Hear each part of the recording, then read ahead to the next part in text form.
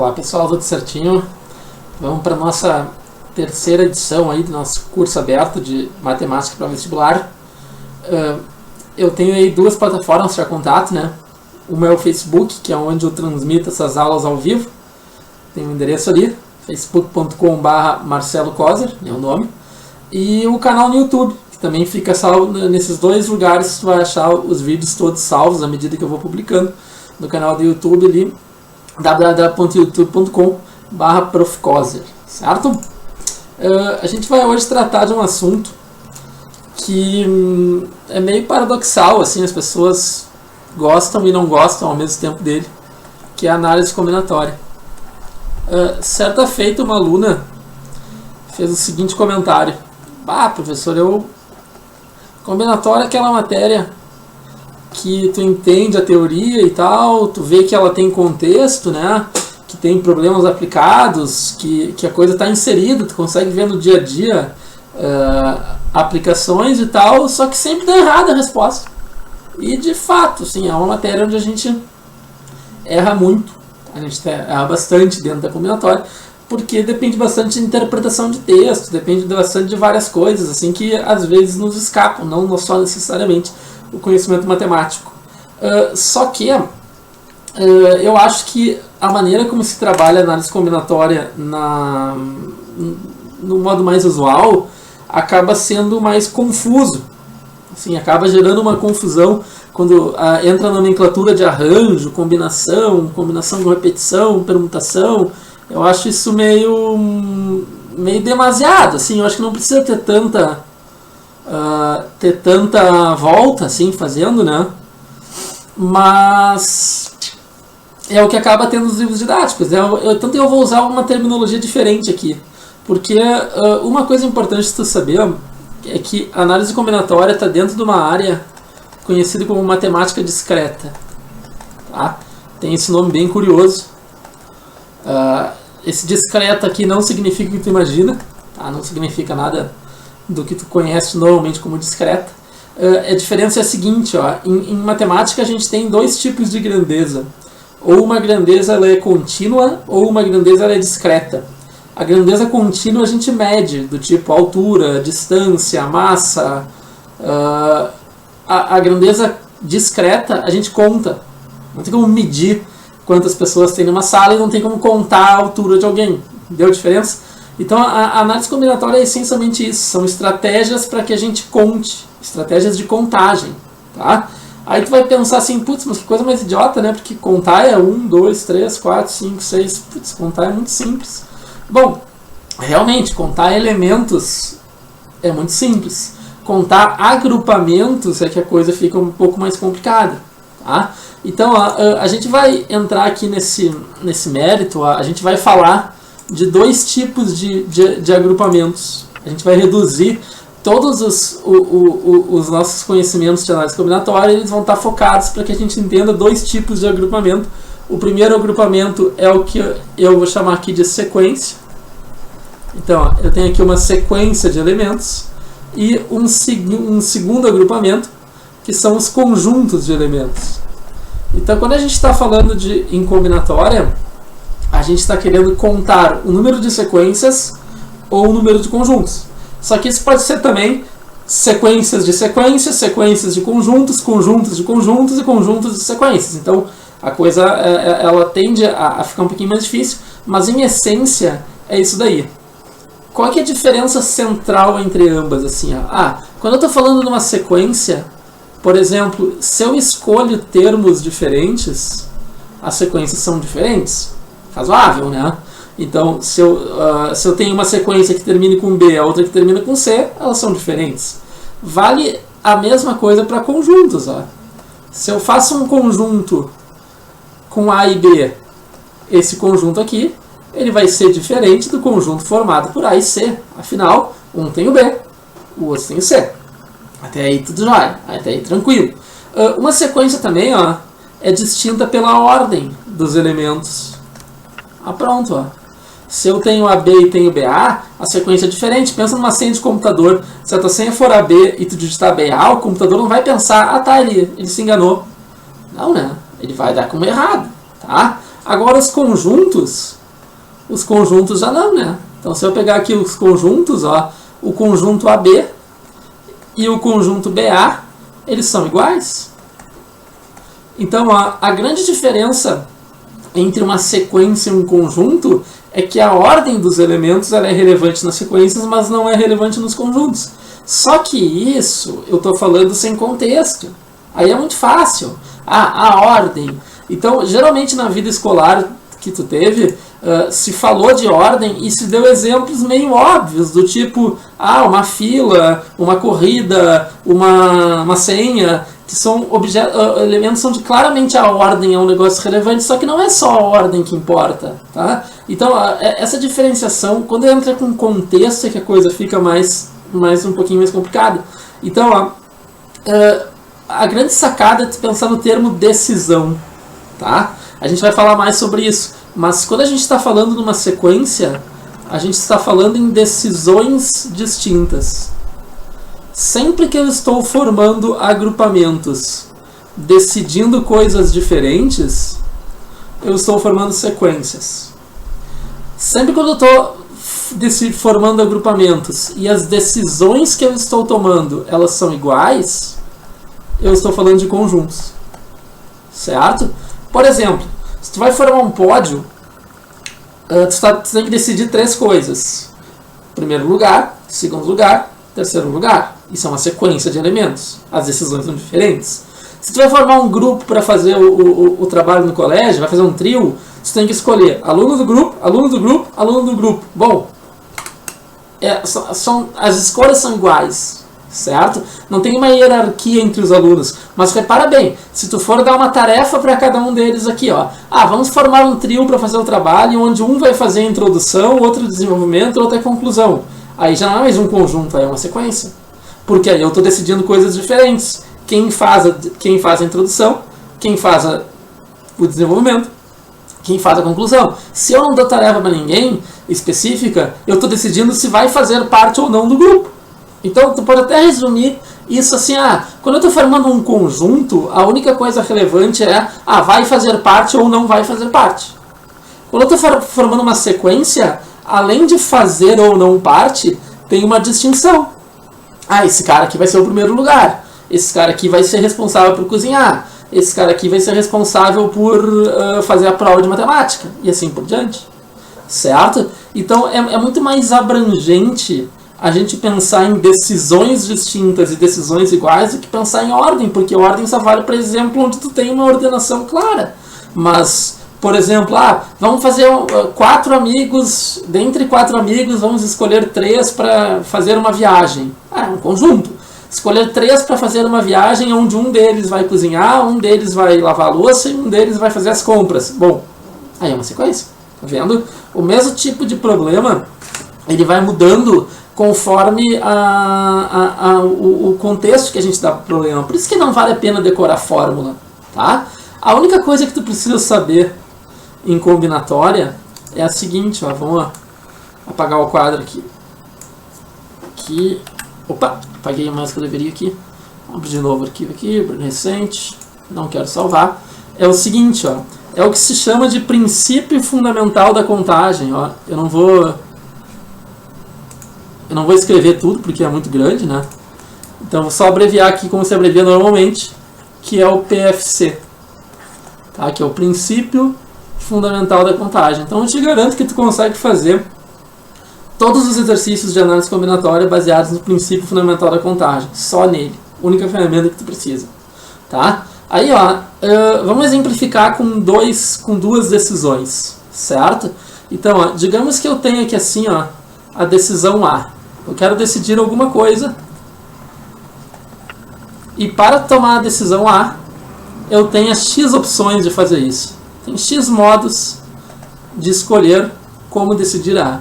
Eu tenho a decisão B, que ela é distinta de A, por definição, onde eu tenho aqui Y opções. Certo? Então, por exemplo, tu tem, sei lá, tu tem 4 opções de restaurante para tu ir e 5 opções de filmes que tu gostaria de ver depois. Certo? Então são coisas desconectadas, são decisões independentes entre si. O grande lance, ó, é quando a gente acumula decisões. Ó. Eu quero saber aqui, ó, quando eu vou decidir A e B. O que está acontecendo aqui assim, ó, nessa estrutura aqui, ó? Imagina só o seguinte, esse exemplo que eu te dei, vamos reduzir um pouco o número de filmes, fica mais fácil, tá? Digamos que eu tenha então 4 opções, ó, a decisão A, eu tenha 4 possibilidades de escolha, tá vendo? Eu tenho que escolher qualquer uma dessas 4 aqui me serve, certo? Agora, como eu vou encarreirar essas decisões, ó, a decisão B, digamos que eu tenha 3 possibilidades, ó. Cada possível decisão A, ela ramifica em 3 possíveis decisões B, ó, para formar a sequência de decisões AB. Ó. Então, ó, aqui, ó, o que vai acontecer? Se cada um deles ramifica, se cada um dos 4 ramifica em 3, eu vou ter 12 possibilidades, certo? Então, ó, sempre quando eu vou ter decisões em sequência, basta a gente multiplicar o número de decisões.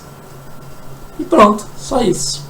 Tá? Se por algum acaso eu tiver que decidir entre A ou B, o que a gente vai fazer? Bom, vamos fazer o mesmo exemplinho daqui de antes. Ó. Digamos então aqui que eu tenho a decisão A, certo? Que eu vou ter 4 possibilidades ali para a decisão A e eu vou ter 3 possibilidades para a decisão B, tá? Então a gente vai pegar aqui assim, ó, 1, 2, 3, 4 e agora é ou, digamos que tu não tenha dinheiro para ir no restaurante e no cinema, tu vai ou num no outro, tu não vai ter um encadeamento. Como tu não vai ter essa ramificação, ó, dos 4 restaurantes em 3 filmes, ó, vai ficar 4, ou tu vai em um dos 4 aqui, ou tu vai em um dos 3 aqui. Então, ó, como não vai ter essa ramificação, ó, o total de casos, basta somar. Então, ó, a única coisa que a gente tem que fazer aqui, ó, é somar esses caras aqui. Certo? E pronto. É isso. Tipo, tu faz isso, qualquer exercício de análise combinatória, tu consegue resolver a partir da sua lógica. A gente consegue entender toda a teoria a partir disso. Só que vamos fazer isso com um pouquinho mais de calma, então, ó, porque geralmente o pessoal se confunde. Acho que como a coisa é muito simples, o pessoal tende a ficar inseguro. Então, ó, vamos fazer então aqui um diagrama, mais ou menos, como é que a gente faz para resolver um exercício de combinatória, tá? Então, todo problema de combinatória, tu tem que fazer 3 perguntas antes de começar a resolver, certo? A primeira pergunta que tu tem que fazer é, bom, quantas decisões eu estou tomando, tá? Então, ó, eu preciso saber o número de decisões que estão envolvidas. Essa é a primeira pergunta que tu vai responder. Tu vai ler o enunciado e vai responder isso. A segunda pergunta que tu vai responder são quantas opções eu tenho disponível. Tá. Então eu tenho quantas possibilidades para decidir a primeira? Quantas possibilidades para decidir a segunda?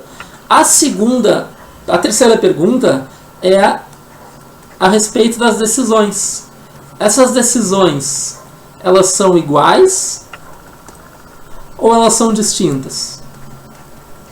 Então tudo isso aqui, ó, vai acarretar na maneira como a gente vai resolver o problema, tá? O que a gente já sabe, ó? A gente já sabe o seguinte, ó. E a estrutura que eu recomendo que tu faça para resolver aqui, ó. A partir do número de decisões, ó, eu recomendo que tu faça uma estrutura de casinhas, assim, tá? Digamos que eu tenha 4 decisões. Então eu vou colocar aqui 4 casinhas, tá vendo? Então a gente tem aqui assim, ó, seja quantas decisões a gente tenha, a gente consegue aqui, ó. Então esse aqui é o número de decisões que a gente tem. Se tiver 5 decisões, a gente faz as 5 casinhas e assim por diante. Ajuda bastante se tu escrever embaixo o que é cada decisão, porque te ajuda a responder a terceira pergunta de um jeito mais fácil, se essas decisões são iguais ou são diferentes. O número de opções, ó, é o número que tu vai colocar aqui, ó. Tu vai colocar aqui. Então, ó, tá, aqui, aqui, aqui, aqui, ó. Então, ó, nesses casinhas aqui, os números que tu coloca na casinha, eles são o número de opções. Então, ó, é desse jeito que a gente faz para contar sequências, certo? A terceira pergunta, se as decisões são iguais ou distintas, a gente vai utilizar no caso dos conjuntos, certo? Que daí é uma informação a mais. Outra informação importante, que vai nos dar bastante ferramenta, é o conceito de fatorial. Tá? Então, conhecer aqui assim o conceito de fatorial. Ó. Por exemplo, a gente chama de fatorial quando a gente tem as multiplicações dos inteiros positivos até chegar no 1. Então 4 fatorial é 4 vezes 3 vezes 2 vezes 1. 5 fatorial é igual a 5 vezes 4 vezes 3 vezes 2 vezes 1. Certo? Então, quanto maior o fatorial, maior fica quanto maior o número do fatorial, muito maior fica o número, o resultado do fatorial dele. Certo? Só que o que eu acho bem importante que tu entenda, ó, que tu entenda aqui o seguinte, ó, o conceito de fatorial de maneira conceitual. Ó. Então, ó, n fatorial, n com essa exclamação, ele é o número de sequências que a gente forma, então, ó, que a gente vai conseguir formar com elementos distintos, que formamos, então, com n elementos distintos. Então, por exemplo, se eu tenho 6 times, tá? 6 times de futebol, quantas são as possíveis... vou riscar em cima de mim aqui, né? Azar. Distintos. Quantos são os possíveis resultados do campeonato? 6 fatorial. Porque eu tenho 6 opções para o primeiro, 5 para o segundo, 4 para o terceiro, 3 para o quarto, 2 para o quinto, 1 para o sexto. Eu tenho uma fila de 10 pessoas. Quantas filas diferentes eu posso formar? 10 fatorial, 10 vezes 9, vezes 8, vezes 7, vezes 6, vezes 5, vezes 4 e assim por diante. Certo? Então esse entendimento do fatorial enquanto um número de sequências, ele é bem importante. Tá? Ele é bem importante por quê? Porque isso vai facilitar a nossa vida em alguns exercícios mais rebuscados e vai facilitar a nossa vida quando a gente for resolver problemas de conjuntos. Tá? Então, vamos abrir aqui, vamos limpar a pasta para tu ver o que eu quero dizer aqui assim. Então, vamos visualizar aqui um exemplo. Tá? Então, digamos que eu tenho aqui A, B, C e D. E eu quero formar sequências com 3 elementos distintos. Tá? Então aqui com 3 elementos distintos. Repare que nesse problema aqui eu tenho 3 decisões, né? Porque eu quero escolher 3 termos e 4 opções. Certo? Então a gente vai pegar aqui, vou fazer uma casinha, outra casinha, outra casinha, porque eu estou escolhendo 3 coisas. Eu quero escolher 3 elementos. Agora, quantas opções eu tenho? Para o primeiro elemento eu tenho 4 opções, aí eu tenho 3, aí eu tenho 2, que vai nos dar 24. Tá? O que está sendo feito aqui? Está sendo feito o seguinte, eu tenho 4 possibilidades para a primeira escolha. Certo?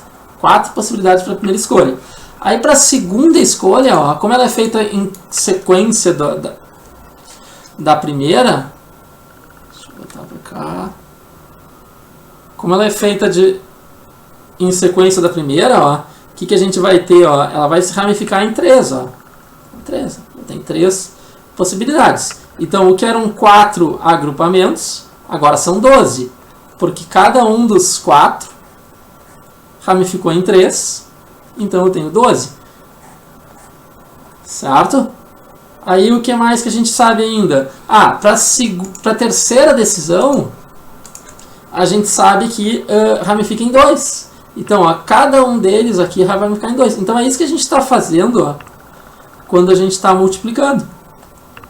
tá? A gente vai pegar aqui, ó, a gente vai tendo essa ideia da ramificação aqui. E aí, por isso que eu vou ter 24 agrupamentos possíveis, tá vendo? A partir dessa ideia da ramificação aqui. Então, contar sequências é bem simples. Contar conjuntos vai ser simples também, tá? O que vai mudar... Opa, eu fiz a mais ali, né? Deixa eu apagar aqui para não ficar feio. Tá, vamos apagar aqui assim, que esse aqui eu me excedi. Em vez de fazer 2, eu fiz 3, né? Então tá, desculpa. Voltar para cá. Então, em cada um deles ali, o ramifico o cara vai fazendo automático, né? Ramifica em 2. E como não tem edição, como isso aqui é ao vivo, né? Então, beleza. Tá? O que vai mudar no problema, em essência, ó, quando eu mudar a pergunta? Quando eu pegar, eu vou ter A, B, C, D. E eu quero formar agora conjuntos que tenham aí 3 elementos distintos.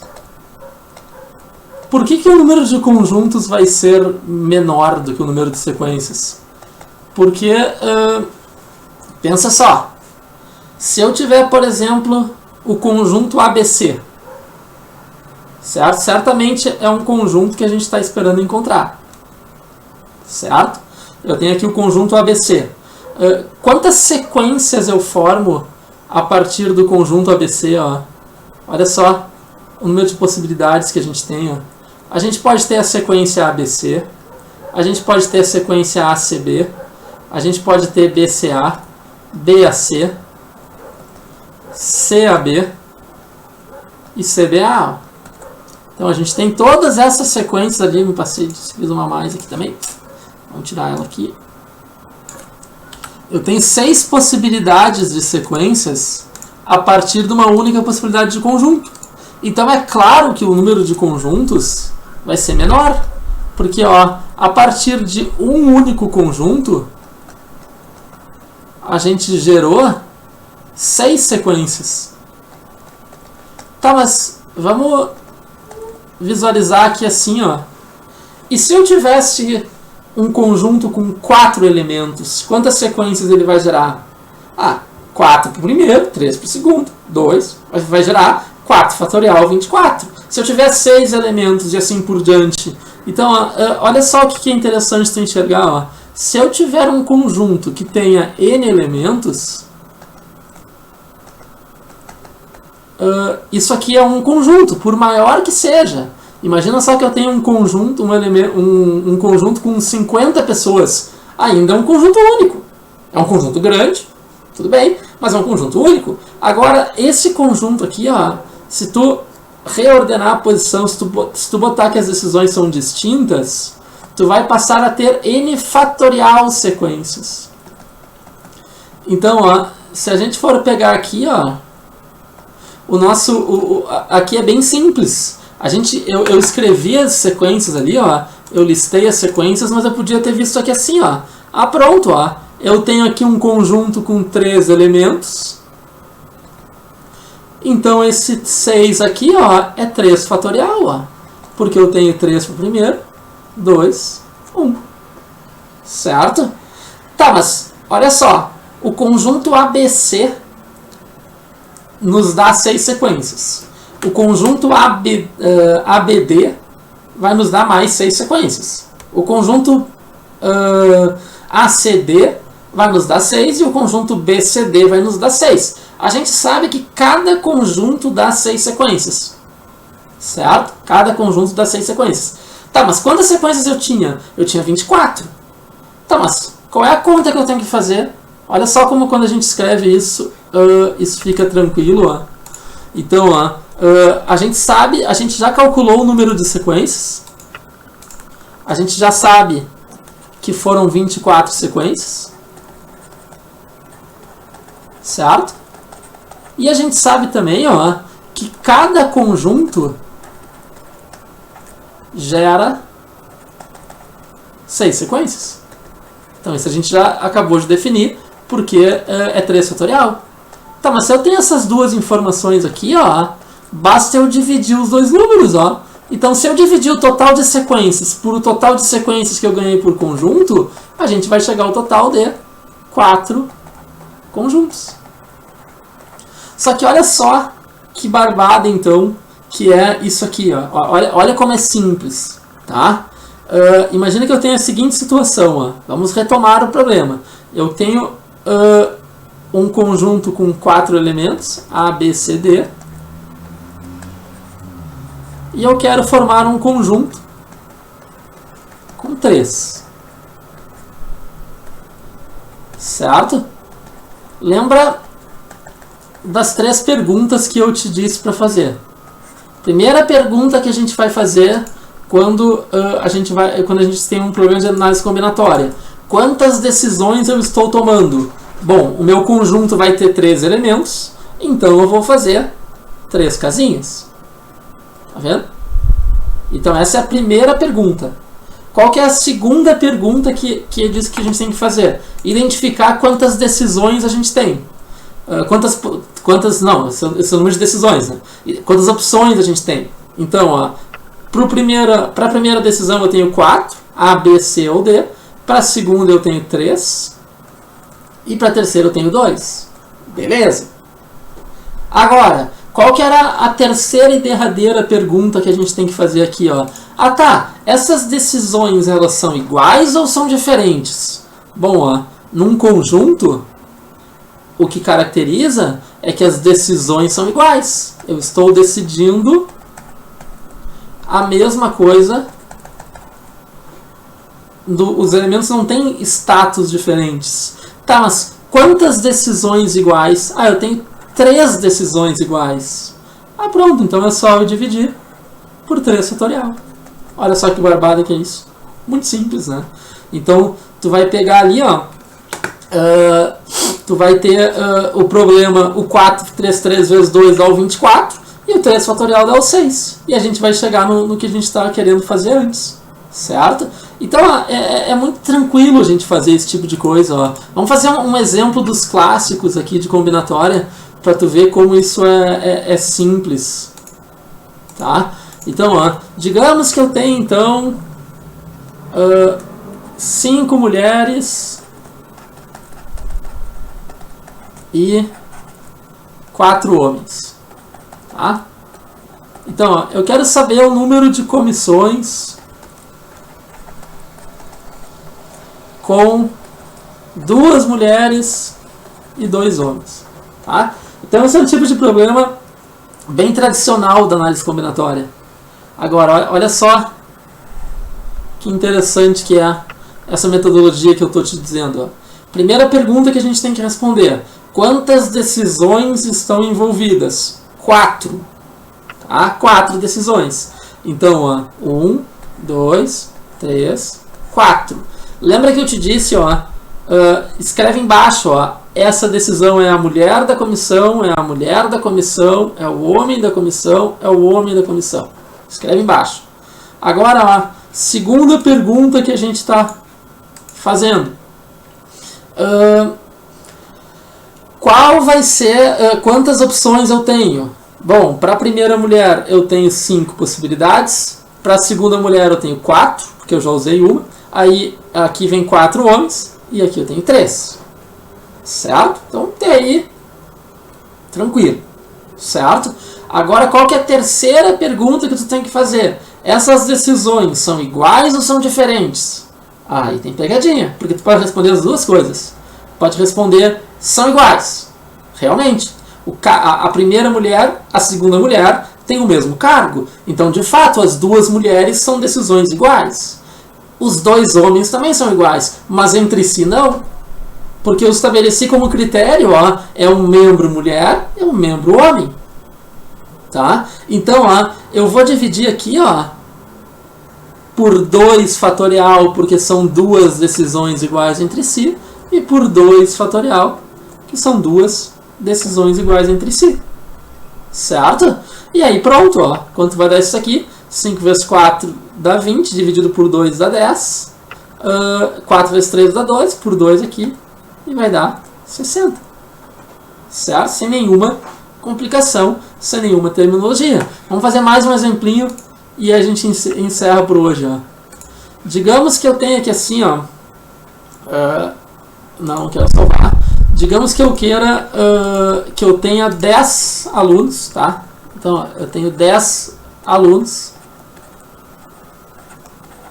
e eu quero formar um time de... Agora, olha só isso aqui, ó. Vôlei com 2 levantadores. Tá? Isso é uma situação. B, eu quero saber. Futsal com goleiro, 2 fixos e 2 frentes. Só para tu ver a diferença entre as coisas, como vai... E 2 frentes. Só para tu ver como a natureza do... Como pensar em fórmula, isso não é uma boa ideia. Tá? E por fim, um problema C, que é um time de futsal que tenha goleiro, que tenha fixo, que tenha ala direita, que tenha ala esquerda. Nossa, a letra tá ficando feia, né? Desculpa. Que ala esquerda e que tenha frente. Então, ó, repara que em essência os problemas são iguais, certo? Assim, ó, eles são muito parecidos, na verdade, né? Porque a gente vai pegar aqui, ó,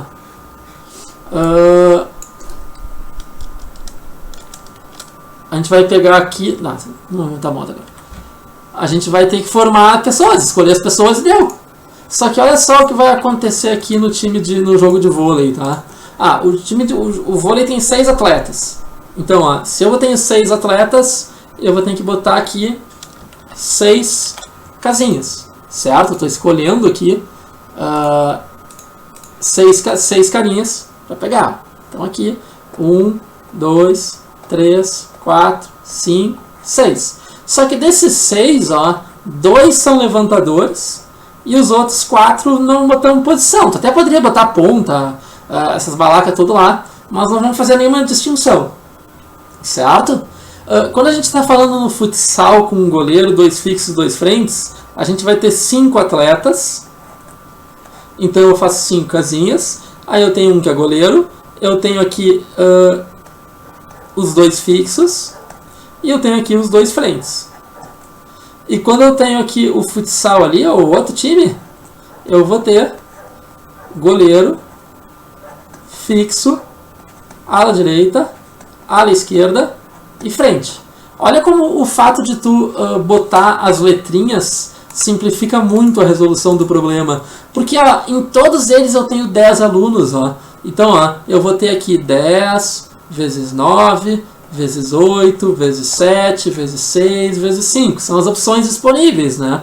Aí 10 vezes 9, vezes 8, vezes 7, vezes 6. Ó. Então, em essência, os problemas são muito parecidos. Ó. A estrutura deles até agora é a mesma. Então, ó, eu primeiro respondi quantas são as decisões que eu tenho, botando as casinhas. Depois eu respondi quantas opções eu tenho. E agora vem a pergunta derradeira. Bom, essas decisões são iguais ou são diferentes? Bom, no time de vôlei, eu tenho aqui, ó, 2 decisões iguais entre si. Então eu divido por 2 fatorial.